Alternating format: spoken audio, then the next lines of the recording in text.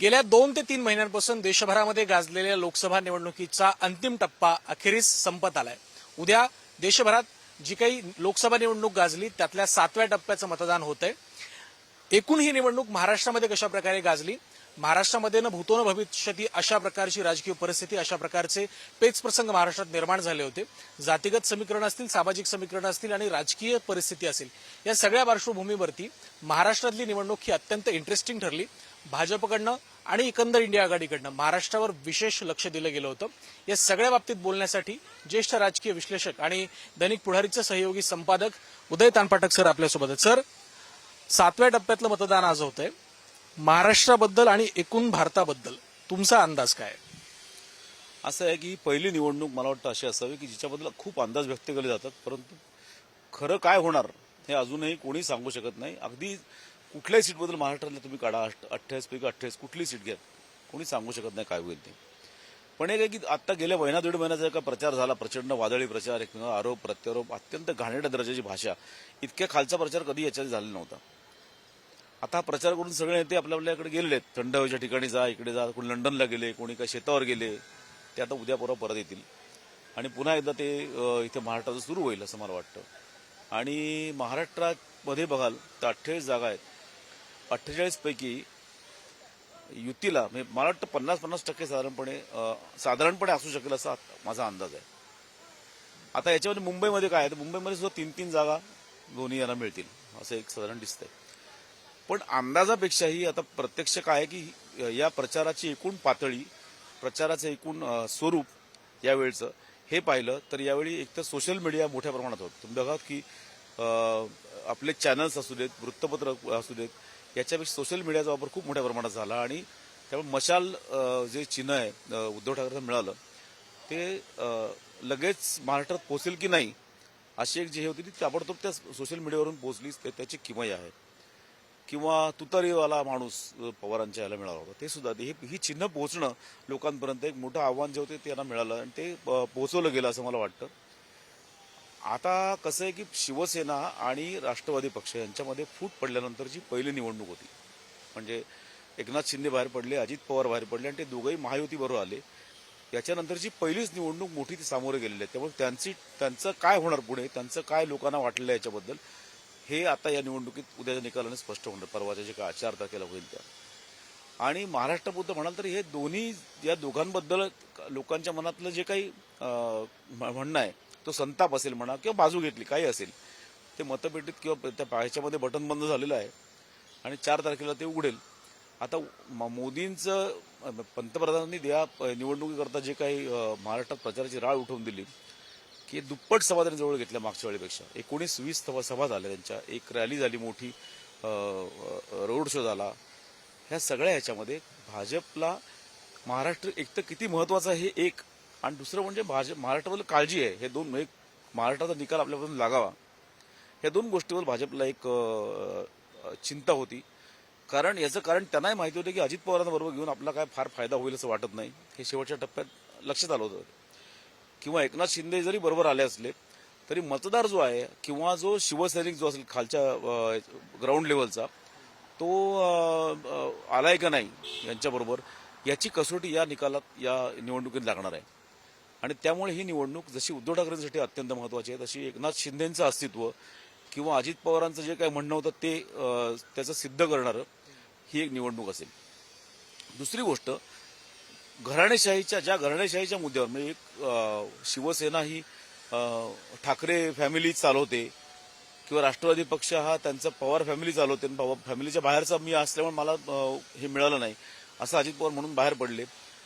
तर याला काउंटर करण्याकरता या दोन्ही पक्षांनी सरळ ओपनली होय हा फॅमिली पक्ष आहे असं दाखवून ते बाहेर पडलेत। दोघांनी त्यांची नावं घातलेली आहेत, राष्ट्रवादी शरद पवार आणि उद्धव बाळासाहेब ठाकरे ही नावं घेऊन ते बाहेर पडलेत। त्यामुळे ते जाहीर ते दाखवतील आता की फॅमिली महत्वाची आहे का तुम्ही बाहेर पडलेले लोक महत्वाचे, हे ह्यातून दिसून येईल। खरं तर एकाच 2 प्रश्नामध्ये सगळे जवळपास जी प्रश्नाची उत्तर होती ती दिली। तुम्ही सोशल मीडियाचा उल्लेख केला, मीडियाचा उल्लेख केला, माध्यमांमधला नरेटिव्ह सेट करण्यामध्ये कुठेतरी उद्धव ठाकरे आणि इंडिया आघाडी त्यातल्या तर महाराष्ट्रात महाविकास आघाडी यशस्वी ठरली असं म्हणता येईल. याचं नेमकं कारण काय असेल? कारण एका बाजूला सत्ता असलेला भाजप, एनडीए असेल, सर्व सत्ता, साधन सुचिता आणि या सगळ्या गोष्टी भाजपकडे होत्या, मात्र तरीही नरेटिव्ह सेट करण्याच्या या गोष्टीमध्ये इंडिया आघाडी यशस्वी ठरली असं तुम्ही म्हणताय. त्याची कारणं काय असावी? हे बघा, नॅरेटिव्ह सेट करण्याचा अर्थ ते खरं आहे ते असं नाहीये. जे काही त्यांचं जे म्हणणं आहे ते लोकांपर्यंत जास्तीत जास्त पोहोचवणं आणि ते खरं आहे अशा प्रकारचा भास निर्माण करणं, याच्यामध्ये नक्कीच इंडिया आघाडी ही आघाडीवर राहिली.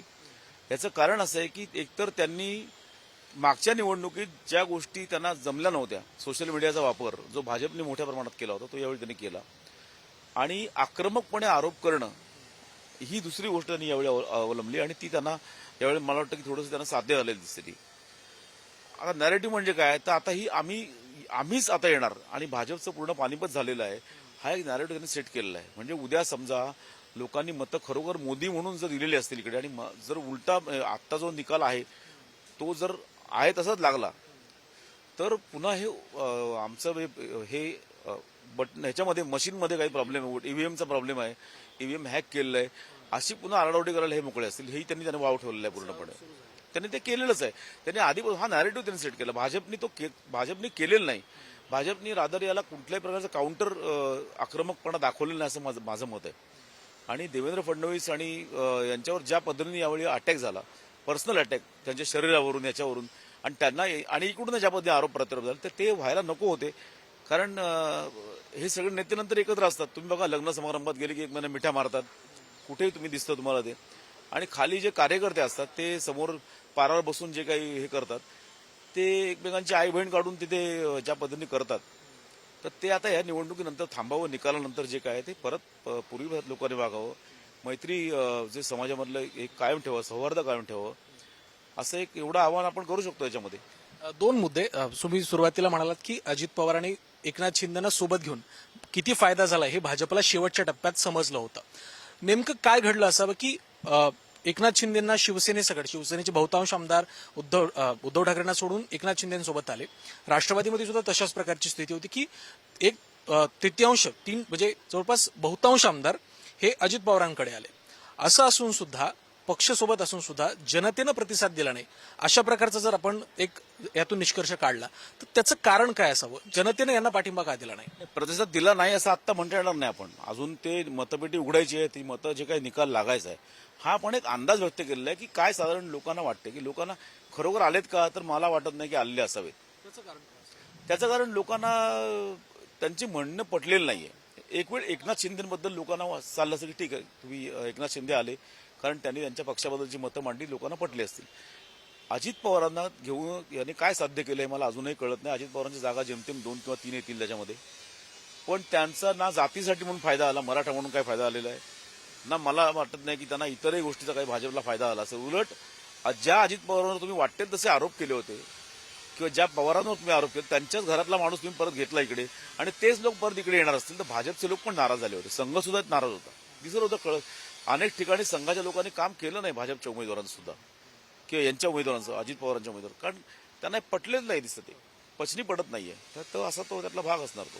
अजित पवारांमुळे जी नाराजी तुम्ही म्हणतात भाजप आणि समर्थक आणि संघामध्ये सुद्धा आहे, त्याचा फटका केवळ राष्ट्रवादीला बसेल की भाजपलाही बसेल? भाजपलाही बसेल ना तो, नक्कीच भाजपला बसेल तो. कारण असं आहे की अजित पवारांची जागा किती, 4 जागा आहेत लढत आहेत, त्यातल्या 2 जागा येतील असं म्हणतायत, तेही अजून नक्की नाही. कमीत कमी मार्जिनने अनेक ठिकाणी आता एक शब्द कॉइन झालेला आहे, घासून येतील. ते घासून म्हणजे कोणाला घासून आणि किती घासून येतील हे अजून आपल्याला कळत नाहीये. पण अजित पवारांना त्यांच्या पक्षाचे लोक सांगतात त्याप्रमाणे बारामतीची जागा जी आहे ती त्यांच्या सौभाग्यवतीच्या अजित पवारांच्या त्या जिंकतील असं त्यांच्याच लोकांचं म्हणणं आहे. पण तिकडे भाजपच्या लोकांनी काम केलंय की नाही अजून नक्की नाही ना. ते काय भाजपची जी मतं तिकडे होतीच ना मागच्या वेळी, 5.5 लाख मतं जी मिळाली होती त्याच्या वेळी, तर ती त्याच्यातली भाजपची मतं होती, त्यांना मिळाली का नाही मिळाली हे अजून नक्की व्हायचंय. भाजपचा दावा असा आहे की जर आम्ही 5.5 लाख मतं मागच्या निवडणुकीमध्ये घेतली होती आणि आमचा पराभव जर 1,00,000-1.25 लाख मतांनी झाला असेल, तर अजित पवारांचं पॉलिटिकल वेटेज हे 1,00,000-1.25 लाख मतांचं आहे आणि त्या आधारावर आम्ही ती जागा निवडून आणू. येऊ शकेल ना. मग ते घासून म्हणतात, त्याला काय म्हणतात, ते घासूनच आहे सगळं ते. त्यामुळे घासून येऊ शकेल हा एक त्यातला भाग आहे. आणि भाजपची मात्र एवढी मोठी परीक्षा आहे ही संपूर्ण याच्यामध्ये, या याच्यातलं विजय असू दे, पराभव असू दे, श्रेय अपश्रेयाचे धनी हे शेवटी देवेंद्र फडणवीस असतील. कारण त्यांना अपयश झालं तर देवेंद्र फडणवीसांचंच असेल असं वरून तरी निदान मला दिसतंय. लोक हेच मानतील तिकडे, कारण त्यांच्या नेतृत्वाखाली निवडणूक लढलेली आहे शेवटी, जे व्हायला नको होतं. निर्णय वरच्याने घ्यायचे आणि शेवटी यांच्यावर सगळं खापर फुटायचं हे प्रत्येक वेळी झालेलं आहे. आणि त्यामुळे त्यांना त्रास सहन करावा लागणार त्याच्यामध्ये, असं माझा अंदाज आहे त्याच्यामध्ये. या लोकसभा निवडणुकीचा जो निकाल महायुतीच्या संदर्भात लागेल त्याचं श्रेय किंवा अपश्रेय हे फडणवीसांच्या नावावर जाईल असं द्यावंच लागेल तुम्हाला. श्रेय अपश्रेय त्यांचं असेल तर श्रेय पण त्यांचं असणार ना शेवटी, ते त्यांना द्यावंच लागेल जे काय असेल ते. याच्यामध्ये फक्त एखादी या संपूर्ण निकालामध्ये पुढच्या 5-4 महिन्यांनी येणारे, 6 महिन्यांनी येणारे जी काही विधानसभा निवडणूक आहे त्याची बीजं या निकालात रोवलेली आहेत.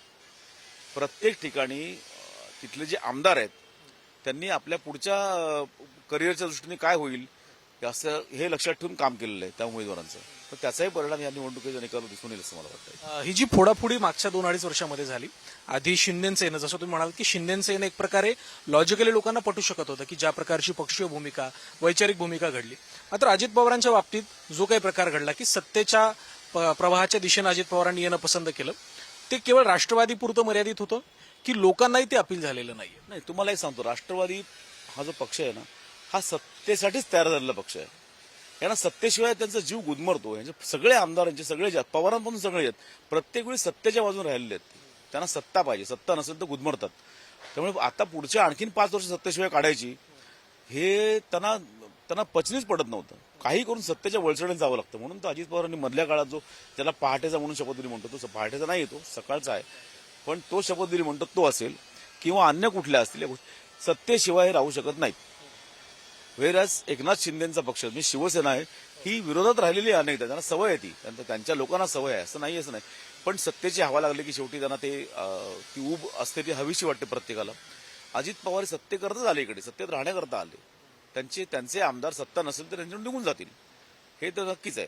आणि त्याचा परिणाम म्हणून या निकालानंतर याचा परिणाम यांचे आमदार राहतील की नाही दोघांचे यांच्याकडे हे बघावं लागेल. या 2 पक्षाचे आमदार परत आपल्या स्वपक्षात जातील असं काही वाटतं? जाऊ शकतात, त्यांनी घेतलं त्यांच्या पक्षांनी आणि ते घेतील ना, का नाही घेणार, आणि का जाणार नाही ते. जर निकाल असा लागला, काहीतरी वेगळा ऍडव्हान्स लागला निकाल, तर त्यांच्या लक्षात येईल की आपल्या विधानसभेला काय करायचं पुढे. पण त्याच्यामध्ये पुन्हा आणखीन एक प्रश्न येईल की समजा शिवसेनेचे, एकनाथ शिंदेच्या शिवसेनेचे आमदार हे जर उद्धव ठाकरेंकडे परत गेले आणि त्यांनी त्यांना परत घेतलं आणि त्यांनी परत तिकीट त्यांना दिली, तर आता जे तिकडे काम करणारे लोक आहेत त्यांनी काय करायचं मग? ते म्हणणं आम्ही निष्ठावंत आहोत, ते काय कशा करता राहिलो मग इकडे आम्ही?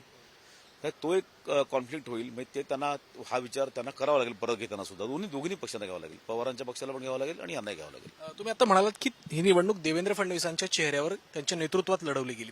राज्याचे प्रमुख म्हणून, महायुतीतल्या एका घटक पक्षाचे प्रमुख नेते म्हणून एकनाथ शिंदेच्या चेहऱ्यावर ही निवडणूक लढवली गेली नाही असं आपण म्हणू शकतो? किंवा तसं का झालं असावं? उपमुख्यमंत्री असूनही फडणवीसांना हे का? जो महायुतीचा प्रयत्न असा होता की निवडून राहुल गांधी विरुद्ध मोदी अशी लढली जायला हवी. परंतु नंतरच्या काळात जो प्रचार ज्या पद्धतीने झाला ती उद्धव ठाकरे विरुद्ध मोदी अशी झाली. उद्धव ठाकरेंनी ज्या पद्धतीने झंझावाती प्रचार महाराष्ट्रामध्ये केला, सभा घेतल्या, भाषणं जोरदार केली त्यांनी, त्यांच्या लोकांनी नॅरेटिव्ह जो काही सेट केला असेल तो, हा सगळा आक्रमक प्रचार हा फक्त उद्धव ठाकरेंनी केलेला आहे. पवारांकडून झालेला नाही हा प्रचार. किंवा काँग्रेस तर सोडूनच द्या, काँग्रेसचं नाव घेण्याचं पण अर्थ नाही त्याला काय. पण हा प्रचार उद्धव ठाकरेंमुळे झालेला आहे आणि उद्धव ठाकरे विरुद्ध मोदी जे भाजपला नको होतं ते झालेलं आहे. त्यामुळे आता जर समजा महायुतीला अपयश आलं मोठ्या प्रमाणात आणि विकास आघाडीला जर त्याच्यामध्ये शिवसेनेच्या जागा जास्ती अर्थ आल्या, जे येतील असं वाटतंय मला काँग्रेसपेक्षा सुद्धा, तर ते उद्धव ठाकरेंना त्याचं श्रेय मिळणार आहे पूर्णपणे. आणि उद्धव ठाकरे हा 2 नंबरचा सर्वात मोठा पक्ष म्हणून असू शकतो महाराष्ट्रामध्ये असं दिसतंय. गेल्या 8-9 महिन्यामध्ये महाराष्ट्रात राजकीय ध्रुवीकरणासोबत सर्वाधिक चर्चा झाली ती सामाजिक ध्रुवीकरणाची. मुख्यत्वे या ध्रुवीकरणाचं केंद्र मराठवाडा होतं. बीड जिल्हा, जालना जिल्ह्यात यामध्ये जास्त प्रमाण या सगळ्या ध्रुवीकरणामध्ये होतं. मराठा समाजाचं जे काही आंदोलन पेटलं त्याला पर्यायानं ओबीसींच्या आंदोलनानंतर राजकीय असेल किंवा सामाजिक उत्तर दिलं गेलं. या सगळ्या गोष्टींचा महाराष्ट्रात लोकसभा निवडणुकीवर कितपत परिणाम झालाय? लोकसभा निवडणुकीवर परिणाम मला वाटत नाही फार झाला असेल. तो परिणाम होईल तो विधानसभेला होऊ शकेल असं मला वाटतं. हां, लोकसभेला झाला असेल तर तो मराठवाड्यात झाला असेल, जालना असेल, नांदेड असेल, परभणी असेल, बीड असेल, या 4-5 ठिकाणी तो नक्कीच त्याचा परिणाम झाला असणार. बाकी पश्चिम महाराष्ट्रात वगैरे ह्याचा परिणाम झालेला नाही. पण एक आहे, यावेळी पहिल्यांदा महाराष्ट्रामध्ये महाराष्ट्राची जी काही जातीय वीण जी आहे प्रचंड उसवली गेली, मराठेतर ओबीसी आणि काय वंजारी अमुक डमुक, मराठवाड्यात तर ओपनली प्रचार झाला. बीड सारख्या ठिकाणी जो नेहमी असतो पण छुपा असतो, यावेळी M M M M Q versus W अशा प्रकारचं एक समीकरण होतं. एम क्यू म्हणजे काय तर मराठा, महार आणि मुस्लिम असे एकत्र वर्सेस वंजारी अशा प्रकारचा ओपन तिथे प्रचार होत होता. दुसरी गोष्ट, यावेळी आणखीन एक महत्वाचा मुद्दा असा आहे की मुस्लिम मतं जी आहेत ती उद्धव ठाकरेंच्या पक्षाकडे आलेली आहेत असं दिसतंय एकूण. मी सुद्धा स्वतः फिरलो अनेक ठिकाणी, तर मुस्लिमांच्या छातीवर मशालीचं चिन्ह घेऊन ते फिरत होते. तर याचा दूरगामी परिणाम काय होऊ शकतो विधानसभेमध्ये हे पाहावं लागेल. याच्यामध्ये की जो पक्ष हिंदुत्ववादी होता तो आता सर्वधर्म समभाव तथाकथित झालेला आहे किंवा काय, तसा होतो का, काय त्याचा परिणाम, त्यांना फायदा होतो का नाही हेही बघावं लागेल. कारण मुस्लिम मतं उद्धव ठाकरेंकडे बऱ्याच मोठ्या प्रमाणात गेलेली आहेत. त्याचा प्रचार जर भाजपने असा केला की आता ह्याच्यापुढे मुस्लिमांचे कैवारी हे झालेले आहेत वगैरे, तर ते त्याचा उलटा त्यांना हे भोगावं लागू शकतो. किंवा मग हिंदुत्वाचं जे काय ओझर यांच्या डोक्यावर होतं सारखं, ते कडवट हिंदुत्व ते त्यांनी झुकावून दिलेलं आहे आणि ते ओपन झालेले आहेत असं होऊ शकतं. म्हणजे आदित्य ठाकरे जेव्हा पक्ष धुरा हातात घेतील तेव्हा त्यांच्याकडे खुला एक प्रकारचा हे असेल त्याच्यामध्ये, असं दिसतंय. तुम्ही आता म्हणालात की उद्धव ठाकरेंनी मुस्लिम मतं त्यांना मिळतील असं सध्या चित्र दिसतंय. तुम्ही जसं म्हणालात की उद्धव ठाकरेंच्या पक्षाची, शिवसेनेची कडवट हिंदुत्ववादी चेहरा, तशा विचारसरणीचा पक्ष, लोक हे ऍक्सेप्ट करतील का? शिवसेनेला सर्वधर्म समभावाच्या भूमिकेत लोक मान्यता देतील का? आता तेच कळेल आता. कारण ती भूमिका त्यांनी तशी जाहीरपणे मांडलेली आहे की आमच्या हिंदुत्व काय मुखात काय हृदयात राम आणि हाताला काम वगैरे जे काय बाळासाहेबांचं असं काही नव्हतं. ते सरळ आत हिंदू राम आणि बाहेर राम होता. तर ही भूमिका लोकांना पटते की नाही हे या निवडणुकीच्या याच्यातून निकालातून दिसणार आहे. सहानुभूतीचे जे काही प्रश्न आहे की सहानुभूती मिळते, प्रत्यक्षात ही सहानुभूती मतांमध्ये रूपांतरित होईल असं वाटतं? मला वाटत नाही. 2-3 ठिकाणी होईल, 2-3 मतदारसंघात ती होईल, मुंबईमध्ये विशेषतः होईल. त्याच्यात महाराष्ट्रात मला लोकांमध्ये होतं तसं बोलणं, पण शेवटी मग लोकांना मोदी पाहिजे का तुम्हाला गांधी पाहिजे, मोदी पाहिजे का ठाकरे पाहिजे असं जर विचारलं तर लोक मोदीच पाहिजे म्हणा असं हे पण दिसत होतं. जसं याच्या उलटे लोक म्हणत होते, हेही म्हणत होते, असं दोन्हीकडचं होतं त्याच्यामध्ये. पण त्या सहानुभूतीची लाट वगैरे असं मला काही दिसलं नाही. जशी मोदींची लाट नव्हती तशी सहानुभूती लाट पण नव्हती. हा एक इंटरेस्टिंग मुद्दा आहे. मोदींची लाट या निवडणुकीत नव्हती. नेमकं काय घडलंय? कारण अनेक राजकीय विश्लेषकांनी याबाबत फार उघडपणे याबद्दल अजूनही काही प्रतिक्रिया व्यक्त केल्या नाहीत. मोदींची लाट नव्हती, ती लाट ओसरली का? आणि जर ती ओसरली असेल तर त्याची कारण काय असतं, दोन टर्म तुम्ही जेव्हा राहतात, 10 वर्ष तुम्ही जेव्हा काढता, तेव्हा एक अँटी इन्कम्बन्सीचा एक फॅक्टर निर्माण आपल्या देशात तरी आहे की बस झालं, फार झालं असं एक होतं ते. पण ते इतकं नाही झालं की नाही आता हा नको, याला हाकला, या लेवलला लोक गेलेले नाहीत. हा नाही यार, चुकल्या काही गोष्टी यांच्या, पण तेच पाहिजेत अशा लेवलला आहे. म्हणजे मोदी नको, अगदी नको, त्यांना हाकला, त्यांना असं काही मला वाटलं नाही कुठे काही. त्यामुळे मोदींचा पक्ष परत येईल, भाजप परत सत्तेमध्ये येईल, याच्याबद्दल माझ्या तरी मनात काही शंका नाही. ठीक आहे, मताधिक्य कमी होईल, अनेक ठिकाणी कमी मार्जिननी येतील, पण शेवटी बघा, विजय तो विजय असतो शेवटी. त्याला तुम्ही आता हे ते 400 पार, मग 300 पार, मग अमुक डमुक, हे बघा 272 जागा जरी, 273 जरी जागा आल्या तरी शेवटी सत्ता त्यांचीच येणार ना, एक जागा जरी जास्त आली तरी. तेव्हा त्याच्यात काय मला आता काय निकालानंतर काही काय मला काय फार गैर वाटत नाही. ते प्रचाराचा भाग असतो. प्रचार झाल्यानंतर अनेक गोष्टी प्रत्यक्षात जे काय स्वीकारायच्या असतो मला त्या. 400 पारच्या अनुषंगाने एक प्रश्न आहे. राष्ट्रवादीचे 2-3 दिवसापूर्वी एक बैठक झाली मुंबईमध्ये. त्यात जी भाषणं झाली त्याकडे महाराष्ट्राचं लक्ष आहे सध्या, कारण त्यावरून चर्चा होत आहेत. अजित पवारांनी भाषण केलं, या निवडणुकीचा निकाल काय लागेल हे ब्रह्मदेवही सांगू शकत नाही. छगन भुजबळ म्हणाले 400 पारचा जो नरेटिव्ह आहे तो आमच्या अंगलट येतोय, आम्हाला लोकांना समजावून सांगताना नाकी नऊ येत आहेत की संविधान बदलणार नाही. राष्ट्रवादीच्या नेत्यांची ही जी भाषा बदलते किंवा ती जी विधानं करतायत ते ओघाओघात ही विधानं झाली आहेत की यामागे काही राजकीय? याच्यामध्ये मला असं वाटतं की भुजबळ आता फार काही यांच्याबरोबर राहायच्या तयारीत दिसत नाहीत मला. हां, ते आता त्यांचं स्वतःचं ओबीसी राजकारण ते पुन्हा सुरू करतील एकदा. त्यांची अलीकडची काही विधानं पाहिली किंवा त्यांच्या मतदारसंघातली भूमिका पाहिली. भारती पवारांच्या विरोधामध्ये त्यांच्या लोकांनी काम केलं, किंवा नाशिकमध्ये गोडसेंच्या विरोधामध्ये काम केलं त्यांच्या लोकांनी, किंवा यांनी काम केलं नाही असं म्हणू, उलटं म्हणून भुजबळाने काम केलं नाही हे तर उघड होतं. आणि त्यांची विधानं काही ही पाहतात ते आता फार काळ यांच्यावर राहतील असं मला वाटत नाही.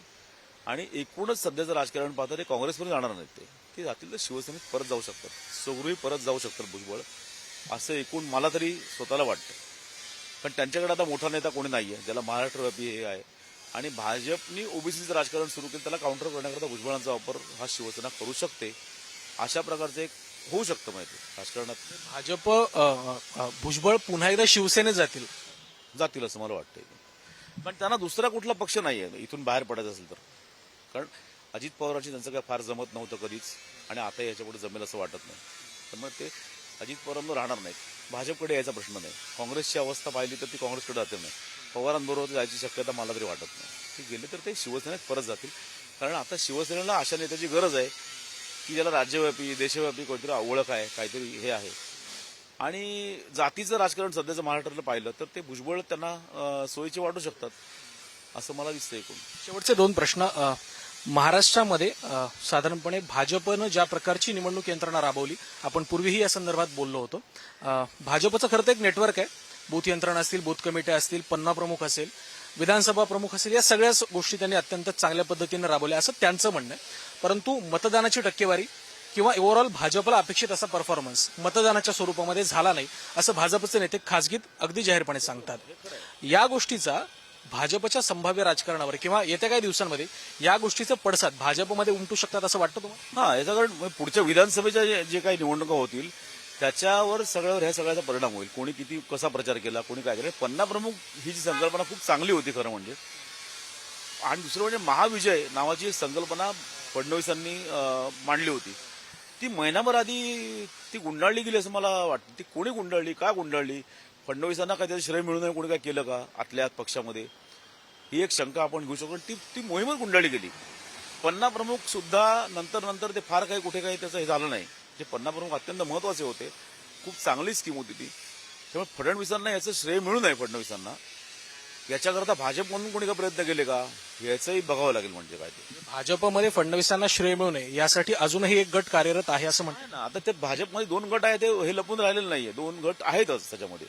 तर त्यातला दुसरा गट हा कायम फडणवीस मोठे होऊ नयेत किंवा आहेत आयुष्य लहान व्हावेत त्याच्याकरता त्यांचा प्रयत्न असतो, आणि ते तो करत असतील त्याच्यामध्ये. त्याच्यात ती शंका मला वाटते. याच्यामध्ये महाराष्ट्रात 48 जागा आहेत. तुमच्या अंदाजाने महायुती आणि महाविकास आघाडी यांना किती जागा मिळतील? मला असं वाटतं की एकट्या भाजपला 26 जागा मिळतील. 25-26 जागा एकट्या भाजपला मिळतील, आणि दोन्ही म्हणून 27 पर्यंत 28 पर्यंत. पण तरी सुद्धा साधारणपणे निम्मे जर धरले आपण, आता यांचं म्हणणं की आमचे खूप येतील 31 वगैरे, मला काय तेवढं वाटत नाही त्याच्यामध्ये. अगदीच शेवटचा प्रश्न. विधानसभेला म्हणजे हे खूप हायपोथेटिकल होईल, पण विधानसभेला जी सध्याची स्थिती आहे म्हणजे महायुती आणि महाविकास आघाडी कायम राहतील? माझा स्वतःचा अंदाज आहे नाही. कारण महाराष्ट्रामध्ये मग कसं आहे की सगळेच पक्ष वेगळे लढतील आणि नंतर बघू काय करायचं ते, असं होऊ शकतं. 6-7 पक्ष एकमेकांच्या विरोधात लढत आहेत, त्यांचे 3 यांचे 3, पुन्हा मनसेचं आहेच त्याच्यामध्ये. त्यामुळे ते वेगळंच काहीतरी त्याचं होऊ शकतं. त्यामुळे विधानसभेला जे काय होईल ते आता सांगता येत नाही. पण ते मला वाटत नाही की हे फार यांच्यात राहतील एकत्र ते असं. कारण त्या जागांचं वाटप कसं करणार हा प्रश्न आहे. पुन्हा 3 जणांमध्ये एवढ्या याच्यामध्ये यांचा एवढे प्रॉब्लेम झाला होता, फापरली होती सगळ्यांची वाटप करताना. तर नंतर तर फारच होणार त्यांचं ते. तर त्यामुळे ते मला वाटतं की ते फार टिकेल असं वाटत नाही ते. तर हे होते उदय तनपाटक सर, ज्यांनी सांगितलं की खऱ्या अर्थानं ही जी निवडणूक होती ती महायुती विरुद्ध महाविकास आघाडी यापेक्षाही देवेंद्र फडणवीस विरुद्ध उद्धव ठाकरे अशा प्रकारची व्हावी, याच दिशेनं प्रयत्न झाले. फडणवीसांना या निवडणुकीमध्ये फारसं यश मिळू नये किंवा जे यश अपयश मिळेल ते त्यांच्याच खात्यावरती जमा होईल असंही त्यांनी म्हटलं. त्यासोबतच अनेक दावे सुद्धा त्यांनी केलेत. या निवडणुकीचा परिणाम महायुती आणि महाविकास आघाडीच्या भावी राजकारणावरती सुद्धा होईल. भाजपमध्ये सुद्धा अंतर्गत स्वरूपात ज्या काही घडामोडी आहेत त्यावरही त्यांनी खूप भाष्य केलं. सर खूप खूप धन्यवाद आमच्याशी बातचीत केल्याबद्दल. याबद्दल तुम्हाला काय वाटतं ते आमच्यापर्यंत नक्की पोहोचवा. व्हिडिओ जर्नलिस्ट अमृतसह मी ओम देशमुख, पुढारी न्यूज, मुंबई.